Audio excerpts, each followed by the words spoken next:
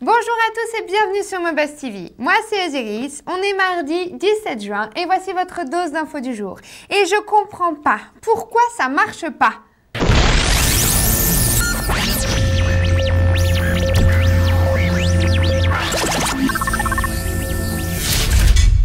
Après les petits bonhommes en papier dont je suis totalement fan, voici le must du découpage, surtout pour les impatients fans de Mac.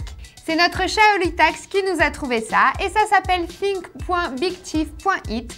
Même principe, on télécharge le patron du design du futur iPhone et hop.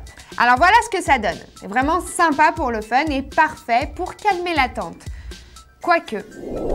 Après l'épisode SiStar qui vendait des PC avec macOS X, voici FX, un projet qui a pour but de faciliter l'installation de macOS X sur un PC classique. Même si la question des pilotes des éléments matériels du PC choisi reste pour le moment non résolue, le but est d'installer macOS X sur un PC à partir des DVD originaux sans avoir recours à l'installation de patch. Plus d'infos devraient être fournies le 23 juin prochain. Et moi, je sais pas s'il s'agit d'une blague, mais si ça n'était pas le cas, Steve Jobs est sûrement en train de préparer une belle contre-attaque qui empêchera même sûrement le projet de voir le jour. Affaire à suivre. Amis blogueurs, on est en danger. Suite à une réponse agressive de la part des blogueurs au sujet de la dénonciation faite à Drudge Report sur une supposée violation de copyright de l'agence, un débat est ouvert et c'est plutôt du sérieux. En fait, Associated Press accusait Drudge Report de violation des droits d'auteur à 7 reprises, dont 5 réalisées par des utilisateurs du site. La raison était tout simplement l'utilisation de citations d'entre 33 et 79 mots, chiffre considéré comme excessif par l'agence. Alors là, faut pas déconner non plus. Des limites pour éviter le copy-paste, ok, c'est compréhensible. Mais l'indulgence et la loi sur le fair use ou usage raisonnable, ça existe. Et puis c'est un peu idiot quand même, parce que les citations, c'est toujours un bon coup de pub pour la source, non? Qu'est-ce que vous en dites, vous? Avis aux fumeurs, vous pourrez bientôt disposer d'un coach personnel sur votre Nintendo DS. Si. Le jeu est encore en développement pour l'instant et est prévu pour novembre 2008.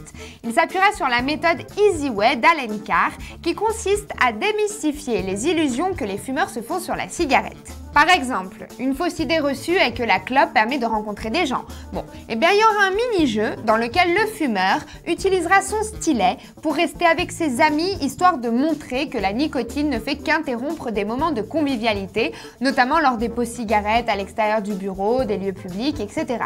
Les messages seront donc apparemment clairs et simples, mais bon, je sais pas trop si ça marchera franchement. En tout cas, pas avec moi. C'est pas nouveau, mais ça devient sérieux.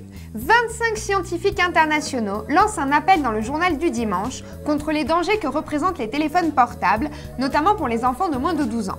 L'appel est coordonné par David Servan-Schreiber, prof de psychiatrie à l'université de Pittsburgh et énumère 10 recommandations principales. Alors écoutez, parce que c'est important quand même. Déjà, il ne faudrait pas autoriser les enfants de moins de 12 ans à utiliser les portables, sauf en cas d'urgence. Pour tout le reste de la pop, en général, tentez de maintenir le téléphone à plus d'1 mètre du corps lors des communications, via le haut-parleur, des écouteurs ou un kit main libre est primordial.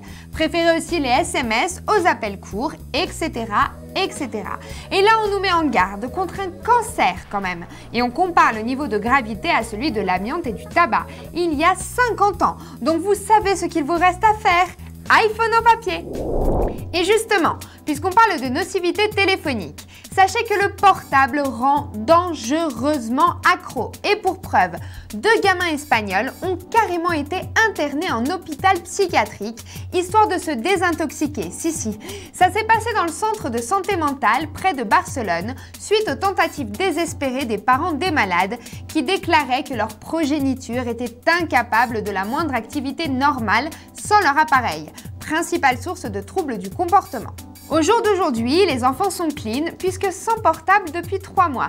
Bah oui quoi, ça commence par le téléphone et ça finit par une imitation complète du style de vie de Amy Winehouse, ces trucs-là. Vive les iPhones en papier! Et pour finir la dose d'aujourd'hui, voici une vidéo réponse à celle de l'autre jour sur la starlette de la Wi-Fi.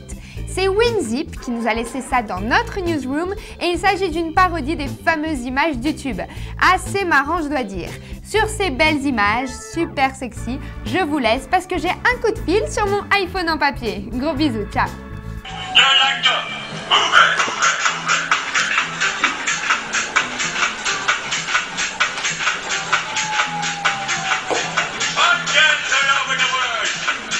Bye.